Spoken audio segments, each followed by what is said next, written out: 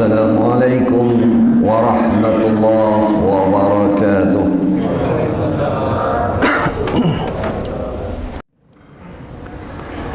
Alhamdulillahil waliyil hamid, amara bisyukri wa wa'ada bil mazid, wa ashhadu an la ilaha illallah wahdahu la syarika lah, yaf'alu ma yasha'u wa yahkumu ma yurid.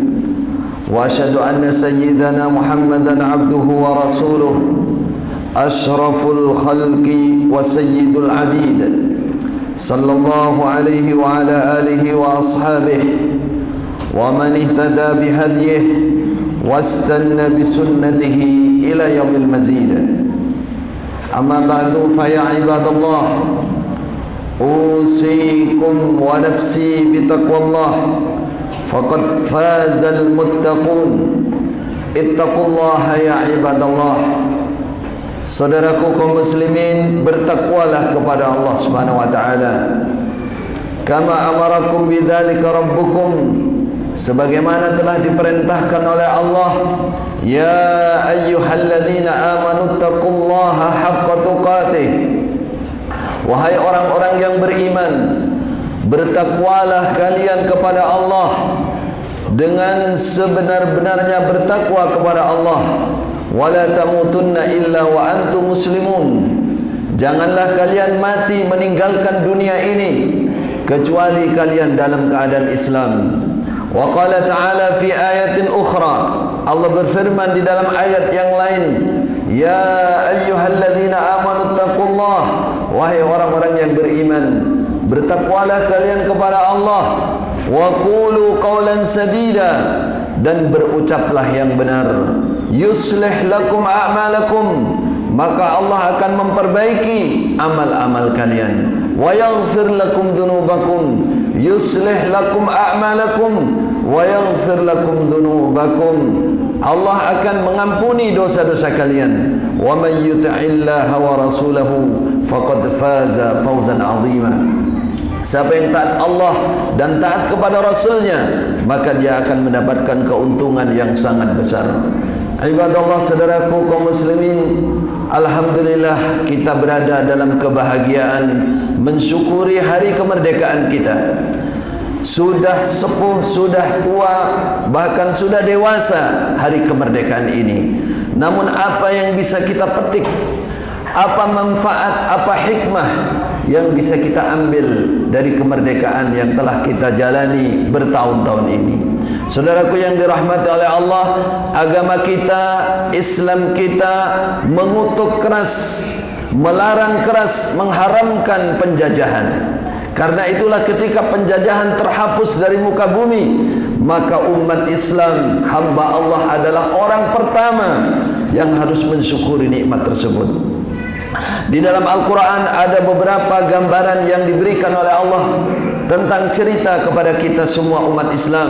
Di antaranya adalah Raja Fir'aun yang zalim, yang lalim, menjajah golongan Bani Israel beratus-ratus tahun, memperbudak mereka. Allah menyebutkan dalam surah Al-Qasas, inna fir'auna ala fil ardi wa ja'ala ahlaha syi'a yastad'ifu ta'ifatan minhum yudhabbihu abna'ahum wa yastahyi nisa'ahum. Bahwa sungguh Fir'aun adalah raja yang zalim, raja yang takabur, raja yang sombong di muka bumi. Dihinakan oleh Allah, disebut oleh Allah dalam Al-Quran tentang kezalimannya. Apa yang dia perlakukan? Dia memperbudak umat, dia membeda-bedakan rakyatnya, dia jajah sebagian, yaitu Bani Israel, dia jadikan budak beratus-ratus tahun, dia pekerjakan, dia laparkan, dia hinakan, dia siksa kaum Bani Israel. Bahkan yudhabbihu abna'ahum wa yastahyi nisa'ahum. Ketika Fir'aun murka, ketika Fir'aun marah, maka dia akan menyembelih, akan memotong hidup-hidup anak-anak laki Bani Israel dan membiarkan hidup para wanita. Sungguh kejam Fir'aun. Dalam Al-Quran disebutkan inilah penjajah pertama, inilah penjajah yang paling kejam. Namun penjajah berikutnya tidak jauh dari Fir'aun. Karena itulah hamba Allah, orang Islam oleh Allah diingatkan, hilangkan penjajahan, hilangkan sifat-sifat penjajah, hilangkan kezaliman, dan syukuri kemerdekaan itu. Ketika Rasulullah sallallahu alaihi wasallam beliau berhijrah ke Madinah, beliau mendapati orang Yahudi selain Islam, mereka mengaku sebagai pengikut Nabi Musa, sebagai pengikut Nabi Musa. Kemudian pada tanggal 10 Muharram kalau kita disebut 10 Syura, mereka berpuasa. Setelah ditanya oleh Rasulullah sallallahu alaihi wasallam, ada apa? Kenapa kalian bersyukur dengan berpuasa pada hari ini? Mereka mengatakan, hadza yaumun salih. Ini hari yang baik. Ini adalah hari kebebasan. Ini adalah hari kemerdekaan. Hadza yaumun najjallahu fihi Bani Israel. Ini adalah hari Allah menyelamatkan, membebaskan Bani Israel dari penjajahan Fir'aun. Fir'aun mengejar Bani Israel, ingin menghabiskan Bani Israel karena mereka dianggap sudah menentang dan beriman kepada Nabi Musa. Fir'aun mengerahkan ratusan ribu bala tentara untuk mengepung Bani Israel. Bani Israel lari sampai di pinggir laut. Ketika mereka sudah di pinggir laut, tidak ada tempat untuk lari. Mereka bertanya kepada Nabi Musa, wahai Musa, kemanakah kita akan lari? Mereka sudah di belakang, mereka kepung dengan pasukan yang sekian ratus ribu banyaknya, dengan peralatan yang lengkap, sedangkan kita tanpa senjata. Mau kemana lagi? Habis kita wahai Musa. Kata Nabi Musa, inna ma'iya rabbi sayahdin. Jangan khawatir, aku bersama Allah. Allah akan menunjukkan jalannya. Tidak lama kemudian Nabi Musa diwahyukan oleh Allah, idrib bi'asaqal hajar fanfalaqa fakana kullu firqin qattawdil azim. Fanfalaqa fakana kullu firqin qattawdil azim. Pukulkan Musa tongkatmu ke lautan, maka lautan itu akan pecah, akan membelah sehingga kanan kirinya membentuk seperti gunung yang sangat tinggi. Disitulah Bani Israel mereka memasuki lautan itu tanpa ada air, kering. Mereka bisa melalui lautan itu sampai di seberang lautan. Kemudian Fir'aun dan bala tentaranya ratusan ribu itu juga memasuki, mengejar dengan amarah yang tinggi, ingin menghabiskan Bani Israel. Setelah Bani Israel naik di lembah berikutnya setelah lautan itu, maka Allah memerintahkan Nabi Musa untuk memukulkan tongkat kembali ke lautan.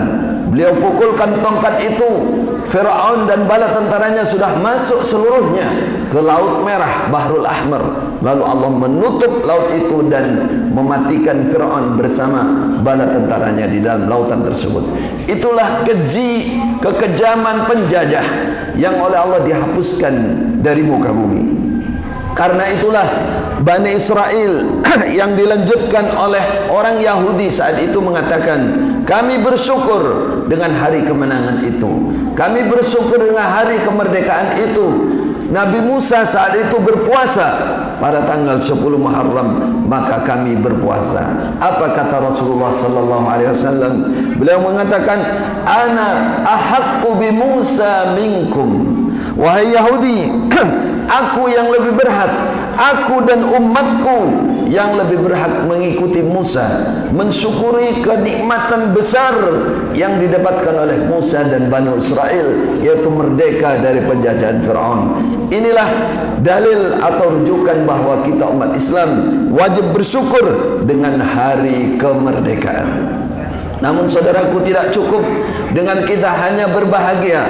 Bahkan sebagian di antara kita hanya bersenang-senang, semalaman tidak tidur. Bahkan waliyadzubillah, banyak yang menggunakan kesempatan untuk kemaksiatan besar, minum minuman, berjalan tidak tentu arah, bahkan berbuat kerusakan di muka bumi. Ini saudaraku bukan kesyukuran. Kesyukuran yang sesungguhnya menghadapi kemerdekaan adalah mengerti dan paham hakikat kemerdekaan tersebut.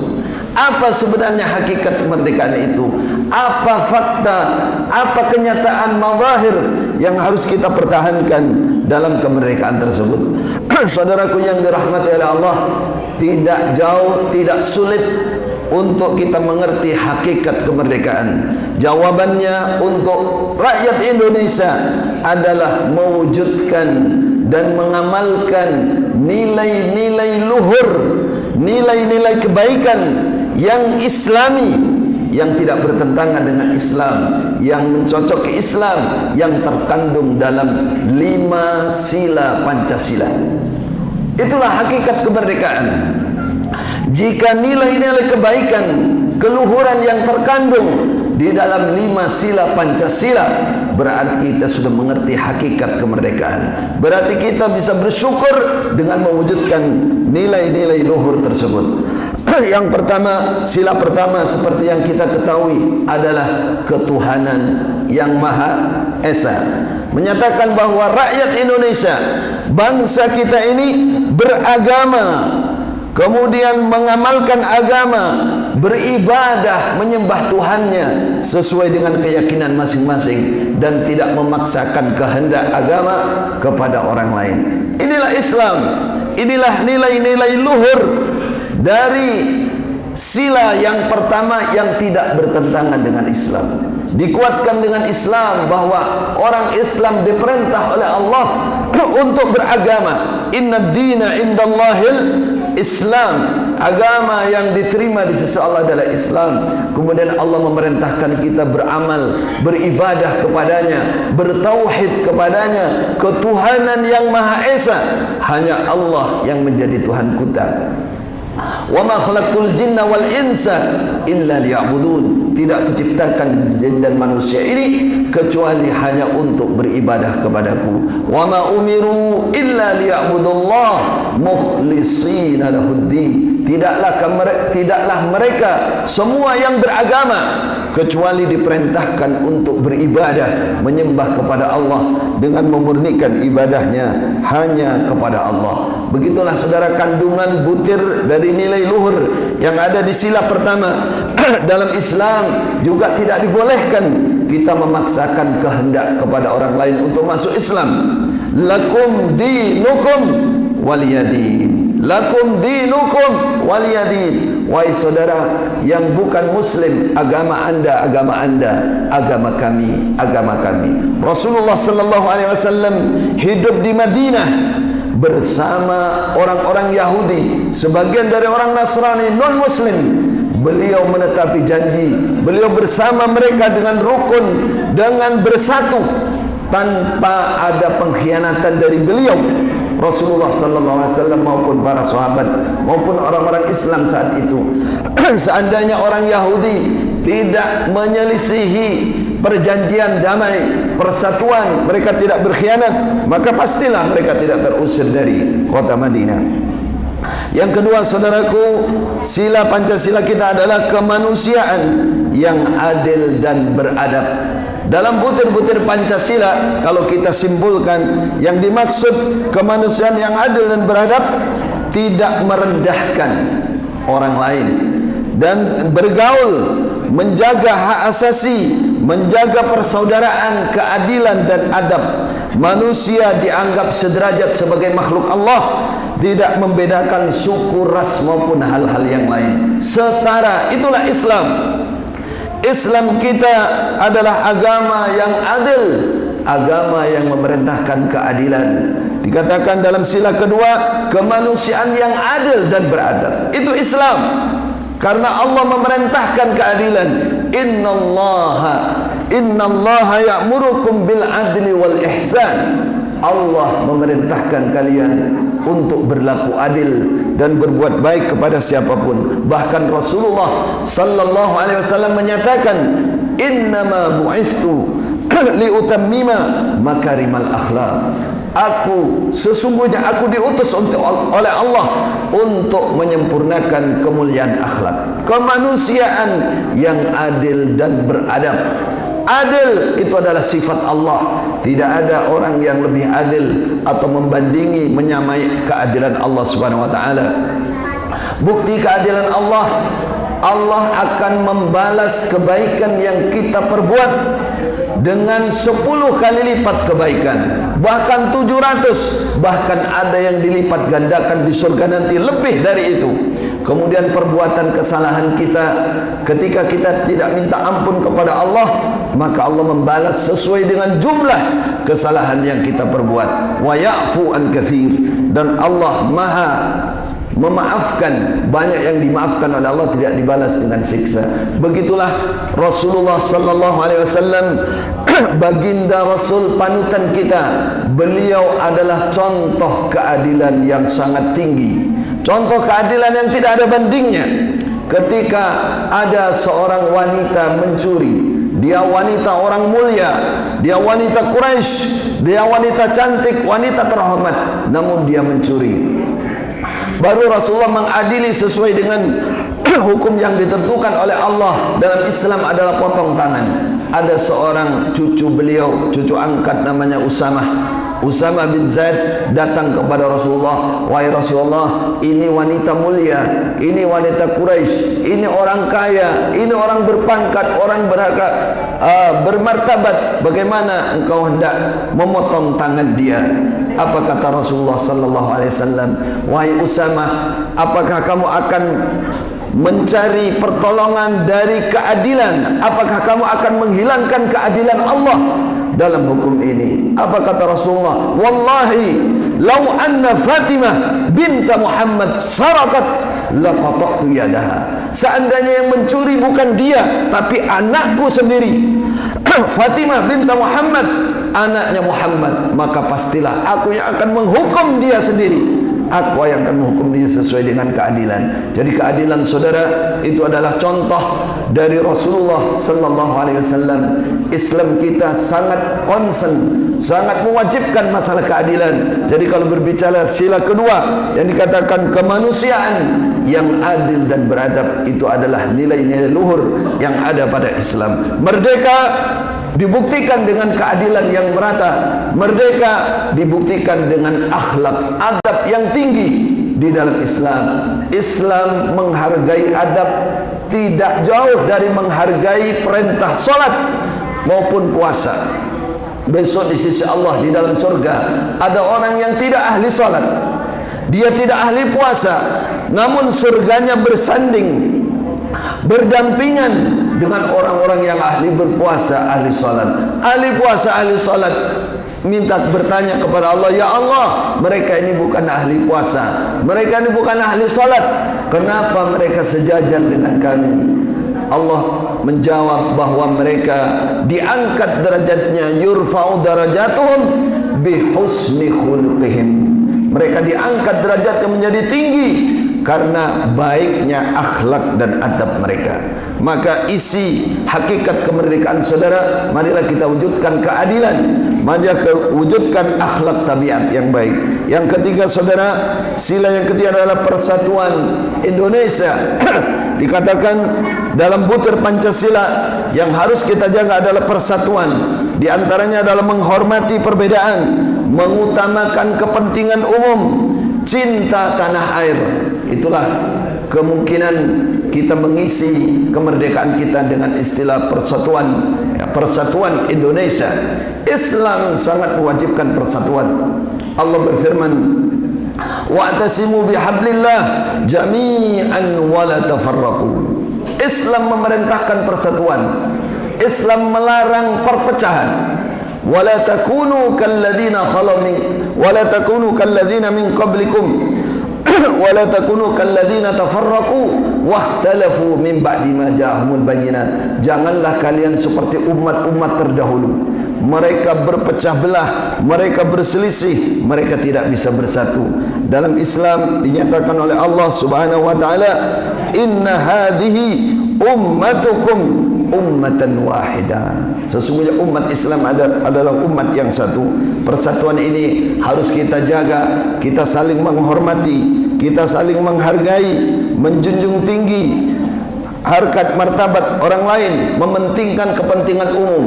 Dalam kaedah fikih di dalam ilmu Islam di antara kaedah yang dipentingkan dalam bermuamalah dalam kehidupan ini disebutkan maslahatul ammah muqaddamah ala maslahatil khassah.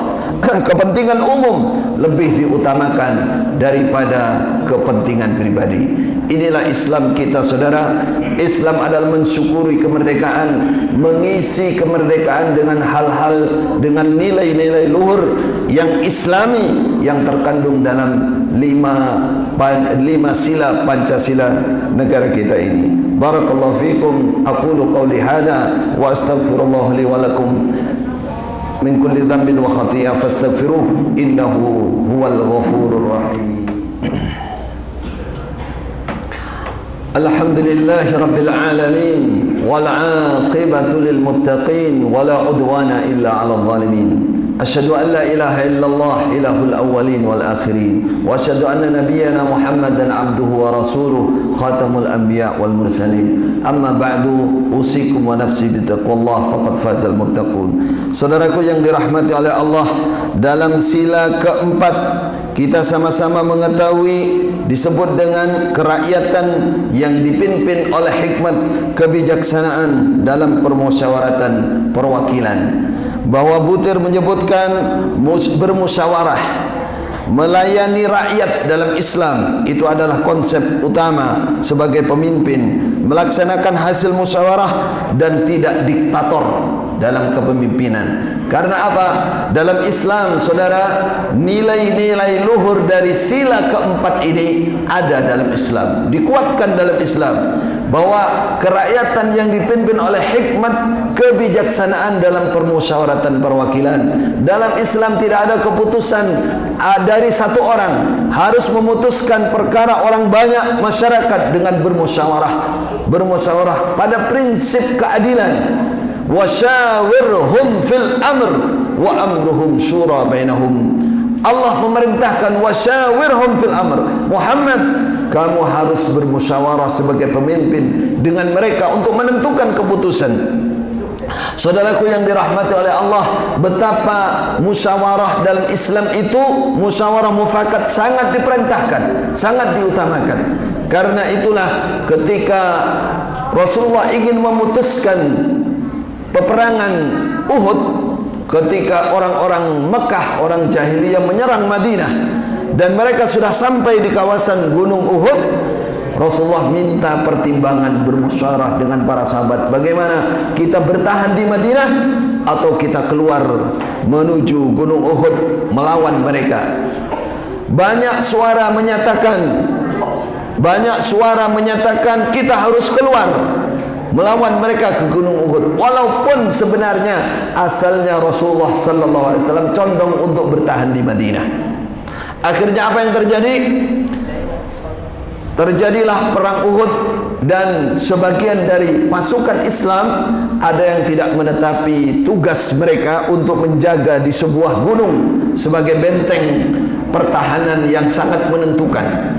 Mereka melihat teman-temannya di bawah sudah menang, akhirnya yang di atas gunung ini turun, sehingga pasukan kafir yang waktu itu dipimpin oleh Khalid bin Walid melihat celah untuk menjatuhkan, mengalahkan umat Islam. Mereka berbalik, naik dan menyerang dari arah gunung, sehingga umat Islam saat itu kalah. Hikmah yang kita ambil, Rasulullah sallallahu alaihi wasallam tetap mendahulukan musyawarah karena wajibnya bermusyawarah dalam Islam.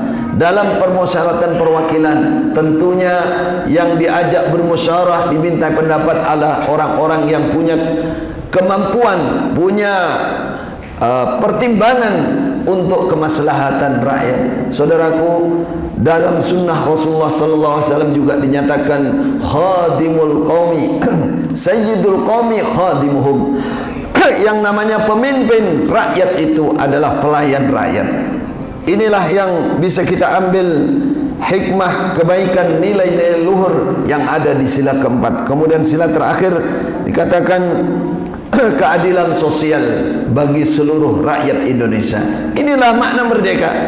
Ketika keadilan sosial merata bagi seluruh rakyatnya berarti merdeka. Ketika keadilan sosial tidak merata berarti hampir sama ketika kita bergelut atau berada di bawah penjajahan. Ketika kita merdeka, maka kita harus wujudkan hakikat kemerdekaan dengan keadilan sosial yang merata untuk umat, untuk rakyat Indonesia. Apakah Islam concern memerintahkan hal ini? Saudaraku yang dirahmati oleh Allah, dalam Islam ada syariat zakat. Untuk apakah zakat itu? Zakat itu, kata Rasulullah, tu'khadhu min aghniyaihim wa turaddu ala fuqaraihim. Zakat itu diambil dari orang-orang kaya dan diberikan kepada orang-orang fakir, orang-orang miskin. Pemerataan ekonomi. Pemerataan ekonomi. Islam sangat konsentrasi mengenai keadilan sosial ini, menjamin rakyatnya sama dalam hal mendapatkan pekerjaan, mendapatkan pendidikan, mendapatkan perhatian dalam kesehatan dan lain-lain. Itulah keadilan sosial. Dalam Islam, pemerataan itu menjadi kewajiban mutlak.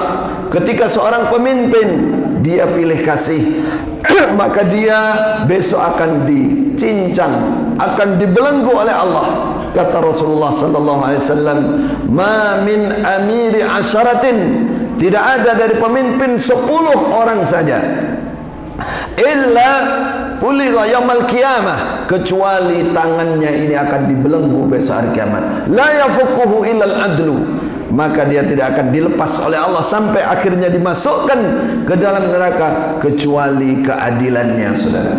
Adil kepada rakyatnya, keadilan sosial bagi seluruh rakyat Indonesia. Semoga kita bisa memahami hakikat kemerdekaan. Kebetulan apabila kita kebetulan menjadi seorang penguasa, menjadi orang yang bertanggung jawab terhadap pelaksanaan keadilan sosial dan yang lain, maka kita mengerjakannya dengan ikhlas, mencari ridha Allah, mencari balasan yang baik dari Allah Subhanahu wa taala. Thumma sallu wa sallimu ala nabiyyikum nabiyyir rahmati wal huda kama amarakum bidzalika rabbukum biqaulih innallaha wa malaikatahu yusalluna 'alan nabi ya ayyuhalladzina amanu sallu 'alaihi wa sallimu taslima. Marilah kita tutup khutbah kita dengan kita berdoa salawat untuk Rasulullah sallallahu alaihi wasallam. Allahumma salli wa sallim ala abdika wa rasulika Muhammad sahibil wajhil anwar wal jabinil azhar wal khalqil akmal wardallahumma 'anil arba'atil khulafa'ir rasyidin alladhina qadaw bil haqqi wa bihi kanu ya'dilun Abi Bakr wa Umar wa Uthman wa Ali wa 'anis sittatil baqin wa 'anil asharatil kiramil bararah wa anna ma'hum bi'afwika wa mannika wa karamika wa judika wa ihsanika ya rabbal alamin. Allahumma a'izzal islam wal muslimin wa adil as-sirka wal musyrikin wa dammir a'da'ad din birahmatika ya hayy ya qayyum. Allahumma ij'al hadzal bilad biladan aminan mutma'inna birahmatika ya arhamar rahimin. Allahumma arzuq lana a'immatan 'adilin salihin rahima ru'ayahum birahmatika ya arhamar rahimin. Allahumma adfa' 'anna al-ghala wal waba wal riba wal zina wal zalzal wal mihan wa su'al fitan ma dhahara minha wa ma batan an baladina hadha khassah wa an sa'iri biladil muslimin 'amma ya rabbal alamin. Rabbana atina fid dunya hasanah wa fil akhirati hasanah wa qina 'adzaban nar.